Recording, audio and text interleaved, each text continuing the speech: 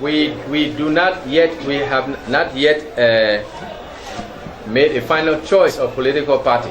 As you know, there are 22 registered political parties, very few of whom have standard bearers.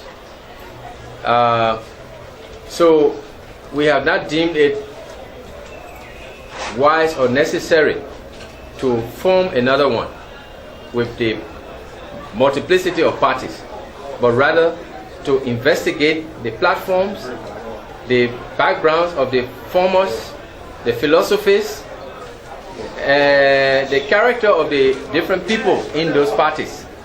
And as I speak to you right now, that exercise is going on. Me and my advisors, we are evaluating several of these groups right now. You will be informed at the end of the day, and I can assure you, by God's grace, we will have one, and all of you will be informed accordingly, so that hopefully we can aid you in making the right choice. What should be done for the educational system? The first thing that has to be done for the educational system, we have to look at the structure of the rentier state. As I said before, we have to look at the budget. Educational reform has to start first and foremost with generating the resources. If you look at the budget for the Ministry of Education, I believe that it's somewhere in the order of $83 to $85 million. Now I'm reliably informed that one of the main characteristics of the rentier state is fraud, waste, and abuse. We have a huge ghost payroll in the Ministry of Education, in the Ministry of Health. So I will just go to the two, education and health, of an estimated 20 to 30% of the budget.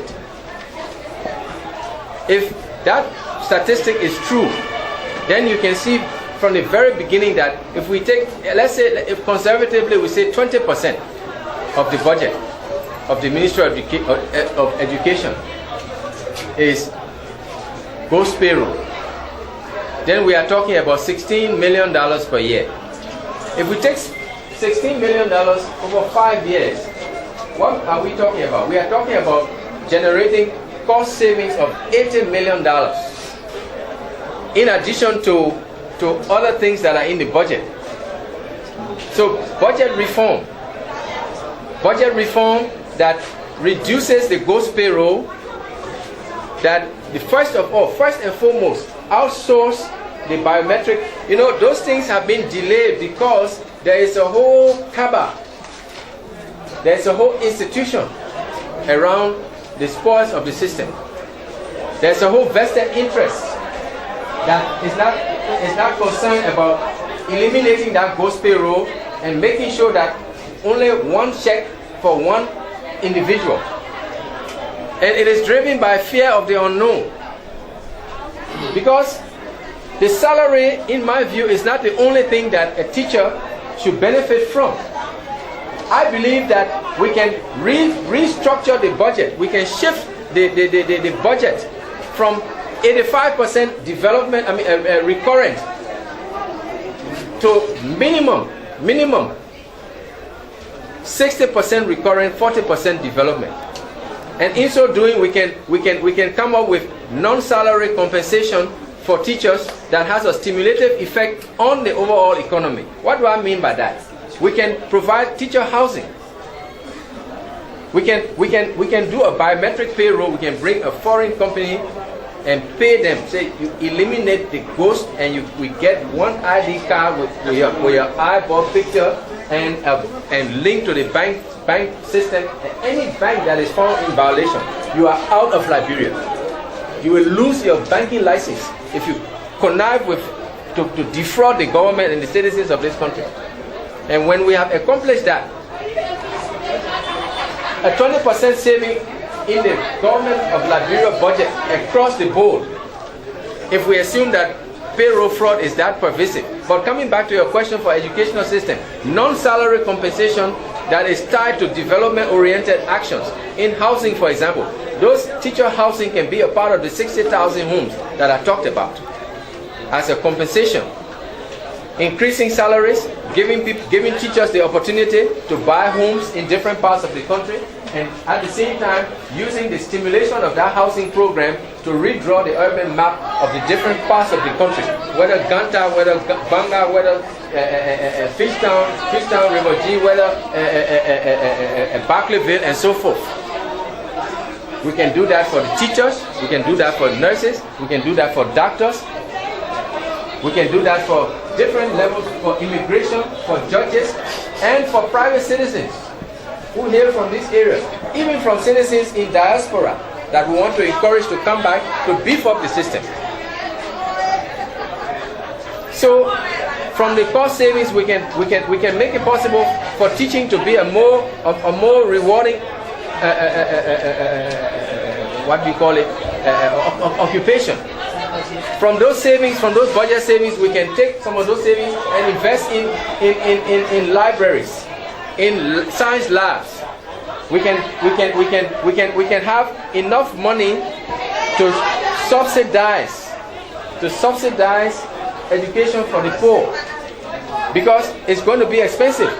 But the subsidy, I would suggest to you that the level of subsidy for healthcare and education will be much smaller if we empower the citizens through the creation of economic opportunity.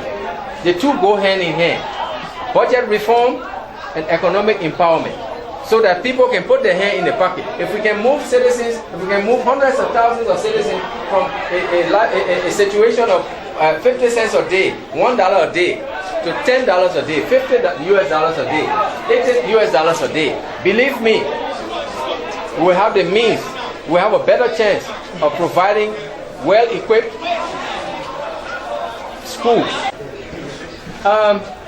The code of conduct happens to be the law, quote unquote, as determined by the legislature and as reaffirmed by the Supreme Court. So, my short answer would be that we have to respect the laws of the country. Is the law just, or is it unjust? To tell you the truth, I'm confused, because I have not done enough research on what happens in other countries. The law is there, we have to be law-abiding citizens. That's what the Bible says. As a man of God, we have to be subject to those who are in higher authority. Is the law just? I hope so. What I'm confused about really is, when I read the dissenting opinion of the erudite Supreme Court justices, and they said that for the legislators, for those who are in elected positions, to continue using the state resources to run their campaigns, while people like you and myself who are thinking of serving our country have to be scraping our pocket every day for money. Is it fair? I don't know. I don't know what happens in the United States or other places, but I do remember that Barack Obama used his plane to fly to certain areas to promote Hillary Clinton's campaign. So, is this the what do you call it, the best practice that in most what happens in other countries? Your guess is as good as mine. You know, constitutionally, I mean, from the human rights perspective, there should be equal treatment under the law. But maybe from best practices, maybe there are some arguments that may exist in certain countries. So I'm sorry, I cannot answer that question comprehensively. You can see I'm struggling with it.